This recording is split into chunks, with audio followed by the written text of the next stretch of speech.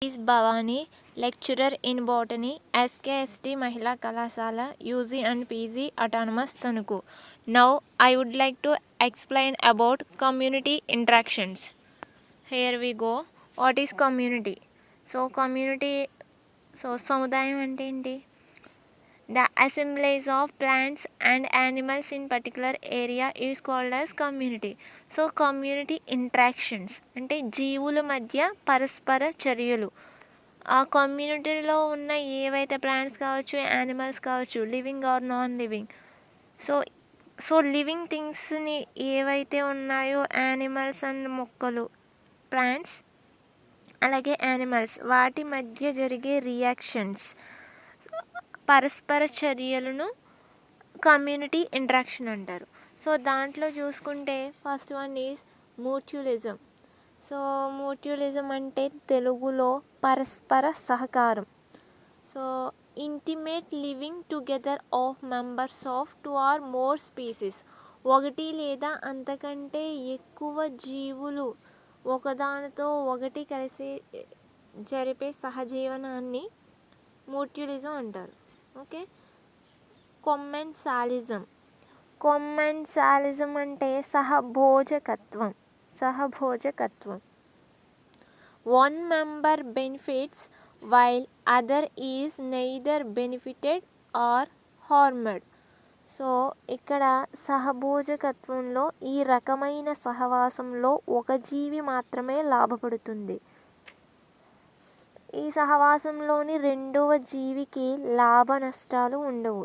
This type of symbiosis is called as commensalism. For example lianas ఉంటాయి, climbers. Lianas అంటే so ఇది ఎగబాకేవి. ఓకేనా. పెద్ద వృక్షాలపైన ఏవైతే లార్జెస్ట్ ట్రీస్ ఉన్నాయో వాటిపైన ఎగబాకే దానిని లయన్స్ అంటారు. బట్ లయన్స్ ఎగబాకినప్పటికీ కూడా వాటి మీద డిపెండ్ అయి గ్రో అయినప్పటికీ కూడా అవి ఏంటంటే ఆటోట్రోప్స్. లయన్స్ అనేవి ఆటోట్రోప్స్. సో ఒకటి మాత్రమే ఇప్పుడు ప్లాంట్ పై గ్రో అవుతుంది. ఏది? లయన్ అనేది ఒక లార్జెస్ట్ ట్రీ పైన గ్రో అవుతుంది. సో గ్రో అయ్యే దానివల్ల ఆ ట్రీకి ఏమన్నా యూజ్ ఉందా అంటే యూజ్ లేదు. ఒకటి మాత్రమే కంప్లీట్గా బెనిఫిట్ అవుతుంది. ఫర్ ఎగ్జాంపుల్ లయన్స్ అనేవి గ్రో అవుతున్నాయి కాబట్టి వాటికి సపోర్ట్ కోసం ట్రీస్ అనేవి యూజ్ అవుతున్నాయి. బట్ ట్రీస్ అనేవి లయన్స్ వల్ల ఏ విధమైన బెనిఫిట్ పొందవు. ఈ టైప్ ఆఫ్ సింబయోసిస్ని కొమ్మెన్సాలిజం అంటారు. సో ఫర్ ఎగ్జాంపుల్ ఇక్కడ ఏం రాస్తారు అంటే క్యాటిల్ అండ్ క్యాటిల్ ఎగ్రెట్స్ కాకుండా లయన్స్ అని రాయండి. నెక్స్ట్ సింబయోసిస్ అంటే బోత్ మెంబర్స్ బెనిఫిట్. సో ఒకదానికొకటి ఫుడ్ ఇస్తే ఒకటి షెల్టర్ ఇస్తుంది. సో ఇలా దాన్ని సింబయోసిస్ అంటారు. ఫర్ ఎగ్జాంపుల్ లైకెన్స్ ఎలా ఫామ్ అవుతాయి? Fungus and cyanobacterium. Fungus and cyanobacterium రెండింటిని, ఒకటి షెల్టర్ ఇస్తుంది, ఒకటి ఫుడ్ ఇస్తుంది. దాన్ని లైకెన్స్ అంటారు. Both members are benefit. Symbiosis అంటే సహజీవనం. ఈ రకమైన సహజీవనంలో రెండు రకాల జాతులు లేదా జీవులు బెనిఫిట్, లాభాన్ని పొందుతాయి. So for example lichens. Next one parasitism. One member benefits at the expense of other. So దీంట్లో ఒకటి మాత్రమే బెనిఫిట్ అవుతుంది. ఒక జీవి ఇతర జీవుల మీద ఆహారం కోసం ఆధారపడడాన్ని పారాసైటిజం, పరాన్న జీవనం అంటారు. For example humans and tape worms. So tape worms ఏంటంటే, టేప్ వామ్స్ అనేవి సో లార్వా స్టేజ్లో దేంట్లో అయినా సరే వాటర్లో ఉన్నప్పుడు ఆ కంటామినేటెడ్ వాటర్ తాగినప్పుడు హ్యూమన్స్ రీచ్ అయ్యి సో డిఫరెంట్ ప్రాబ్లమ్స్ వస్తాయి. కానీ హ్యూమన్స్ కూడా తన ఫుడ్ కోసం ఇతర ప్లాంట్స్ పైన డిపెండ్ అవ్వడాన్ని పారాసైటిజం అంటారు. సో ఇందాక బ్రీఫ్గా చెప్పాను. సో ఇక్కడ మ్యూచువలిజం అంటే పరస్పర సహకారం కదా. Mutualism symbiosis in which both organisms benefit. Often each species depends on the other. So ఈ రకమైన సహవాసంలో రెండు జీవులు కూడా ఒకదానికొకటి హెల్ప్ చేసుకుంటాయి. ఈ రకమైన సహవాసంలో రెండు జీవులు లాభాన్ని పొందుతాయి. దాన్ని పరస్పర సహకారం అంటారు. Example flowers and their pollinators. ఇక్కడ చూడండి, ఇక్కడ ఇన్సెక్ట్ అనేది ఇక్కడున్న సో ఫ్లవర్స్ మీద ఫుడ్ కోసం వస్తుంది. అలాగే ఈ ఫ్లవర్కి హెల్ప్ ఏంటంటే ఈ ఫ్లవర్ మీద ఉన్నటువంటి పుప్పొడి రేణువులు అనేవి ఇన్సెక్ట్స్ ద్వారా అనదర్ ఫ్లవర్ని రీచ్ అయినప్పుడు పాలినేషన్ జరుగుతుంది. సో అందువల్ల రెండు కూడా ఇన్సెక్ట్ అండ్ ఫ్లవర్ రెండింటికి కూడా బెనిఫిట్ ఉంటుంది. ఈ టైప్ ఆఫ్ సింబయాసిస్ని మ్యూచువలిజం అంటారు. Next commensalism. సో కొమ్మెన్సాలిజం అంటే సహభోజకత్వం. Already no symbiosis in which one organism benefits and the other is neither helped or harmed. So రెండో దానికైతే ఒక జీవికి మాత్రమే యూజ్ జరుగుతుంది, రెండవ జీవికి ఏ విధమైన యూజ్ జరగదు. దాన్ని సహభోజకత్వం అంటారు. సో ఫర్ ఎగ్జాంపుల్ లయన్స్, ఇందాక చెప్పినట్టుగా లయన్ అనే ప్లాంట్ని మాత్రమే గుర్తుపెట్టుకోండి. Next symbiosis and coevolution. Symbiosis అంటే two species who live closely together, for example lichens.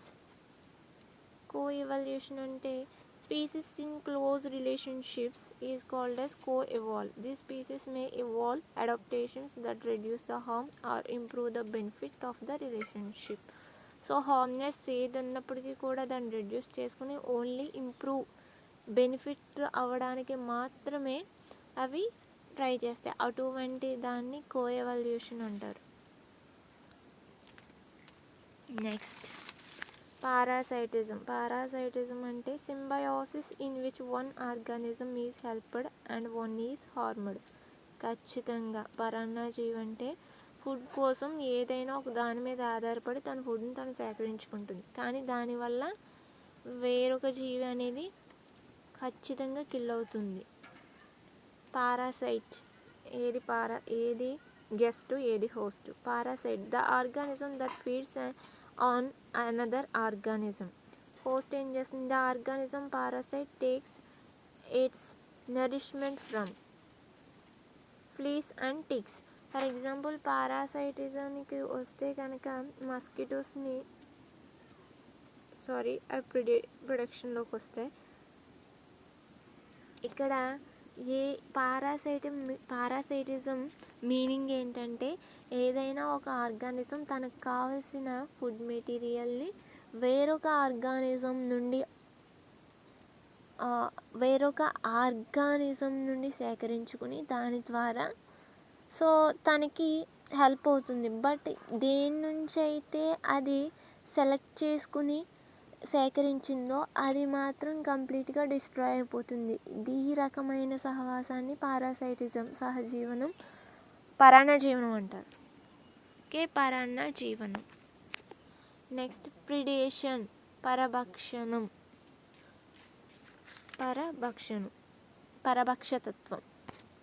Predation అంటే పరభక్షకత్వము.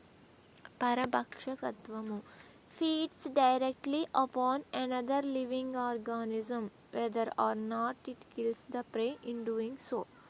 ఫర్ ఎగ్జాంపుల్ ఏంటంటే మస్కిటోస్ ఉన్నాయి. మస్కిటోస్ అనేవి వాటి యొక్క ఫుడ్, ప్రే అంటే ఫుడ్ ఏంటి? హ్యూమన్ యొక్క బ్లడ్. ఓకేనా? హ్యూమన్ యొక్క బ్లడ్ని ఆహారంగా తీసుకుంటుంది. దాని ద్వారా హ్యూమన్కి కూడా హామ్ ఉంటుంది. సో ఈ టైప్ ఆఫ్ సింబయోసిస్ని ప్రిడేషన్ అంటారు. సో మస్కిటోస్ తనకు కావాల్సిన ఫుడ్ని అవి తీసుకోవడమే కాకుండా ఏదైతే హోస్ట్ ఉందో దానికి హార్మ్ఫుల్ని క్రియేట్ చేస్తుంది. Feeds directly upon another living organism whether or not it kills the prey in doing so. So ఇలా చేసినప్పటికీ అది కంప్లీట్గా వెంటనే ఏదైతే ఫర్ ఎగ్జాంపుల్ మస్కిటోస్ హ్యూమన్స్ నుండి బ్లడ్ని తీసుకుంటాయి కదా, చనిపోవడం అనేది జరగదు. బట్ తనకు కావాల్సిన తను ఫుడ్ తీసుకుంటుంది, కొన్ని డిసీజెస్ని కలుగజేస్తుంది. ఈ టైప్ని ఏమంటారంటే predation. prey most successfully on slowest, weakest, least fit members of target populations. Slowest, weakest, least fit members of target population, reduce competition, population overgrowth, and stimulate natural selection. So దీని ద్వారా ఏమవుతుందంటే competition, పోటీ కానీ, population కానీ, over growth అనేది తగ్గుతుంది ఈ predation ద్వారా.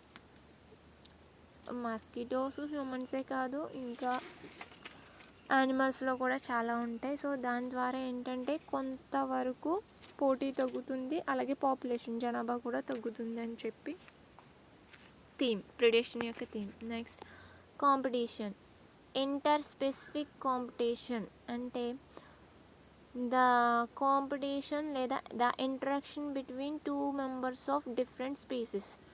ఇంటర్ స్పెసిఫిక్ అంటే ఏవైనా రెండు జాతుల మధ్య పోటీని ఇంటర్ స్పెసిఫిక్ కాంపిటీషన్ అంటారు. ఏవైనా రెండు జాతుల మధ్య పోటీని ఇంటర్ అంటే మధ్యలో, ఇంటర్ స్పెసిఫిక్ కాంపిటీషన్ అంటారు. ఇంట్రా స్పెసిఫిక్ అంటే వాటిలో అవే. Intraspecific competition among members of the same species, ఒకే జాతికి చెందిన జీవుల్లో జరిగే పోటీని ఇంట్రా స్పెసిఫిక్ కాంపిటీషన్ అంటారు. Often intense due to same space and nutritional requirements. ఓకేనా. Territoriality. Organisms defined specific area containing resources primarily against members of one species. Resource allocation and spacing. ఇది అవసరం లేదు, just competition 2 types, inter specific, intra specific. Inter specific అంటే ఏంటి, intra specific అంటే ఏంటి రాస్తే సరిపోతుంది. ఇవి పర్టికులర్గా కమ్యూనిటీ ఇంటరాక్షన్లో మ్యూచువలిజం ఒకటి, కొమెన్సాలిజం, పారాసైటిజం, ప్రిడేషన్, కాంపిటీషన్. సో ఈ 5 types ఎక్స్ప్లెయిన్ చేస్తే సరిపోతుంది. Next edges and boundaries. Edge effect. Edge effect అంటే ఏంటి, important aspect of community structure is the boundary between one habitat and others. So edge effect అంటే ఒక కమ్యూనిటీని తీసుకుంటే ఆ కమ్యూనిటీలో ఉన్న ప్లాంట్స్లో ఒక ప్లాంట్ హ్యాబిటేట్కి అనదర్ ప్లాంట్ హ్యాబిటేట్కి అంటే బౌండరీ, ఆ బౌండరీనే ఎడ్జ్ ఎఫెక్ట్ అంటారు. ఒక ప్లాంట్స్కి అలాగే అనదర్ ప్లాంట్స్కి మధ్య ఉన్న హ్యాబిటేట్ పరంగా వచ్చే బౌండరీని ఎడ్జ్ ఎఫెక్ట్ అంటారు. ఇకోటోన్స్ అంటే బౌండరీస్ బిట్వీన్ అడ్జసెంట్ కమ్యూనిటీస్, ఒక కమ్యూనిటీకి అనదర్ కమ్యూనిటీకి మధ్య ఉన్న బౌండరీని, ఓకే, మధ్య ఉన్న బౌండరీని ఇకోటోన్ అంటారు. Sharp boundaries, indistinct boundaries. Sharp boundaries, indistinct boundaries. Sharp boundaries అయితే closed communities and indistinct boundaries open communities. Ecotone అయితే ఏదైనప్పటికీ కూడా కమ్యూనిటీకి క్లోజ్, దగ్గరగా ఉందా, బౌండరీ దూరంగా ఉందా, ఇవి రెండింటిని బేస్ చేసుకుని దగ్గరగా ఉంటే కనుక కమ్యూనిటీకి బౌండరీ అయితే షార్ప్ బౌండరీస్, దూరంగా ఉంటే indistinct boundaries. That's it. Thank you.